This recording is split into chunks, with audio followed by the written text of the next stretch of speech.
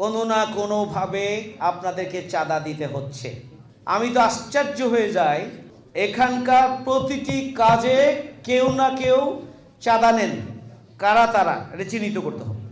প্রতিটি কাজে, বিশেষ করে এখানকার যে রোড ঘাট রাস্তার যে কন্ট্রাক্টর যারা রয়েছেন তারা স্বাভাবিকভাবে কাজ করতে পারেন না। কন্ট্রাক্টরদেরকে একটা পার্সেন্টেজ দিতে হয়, না হলে কাজ আটকে যাবে এবং প্রভাবশালী ব্যক্তিদের কাছেই সেই টাকাটা পৌঁছাতে হয়।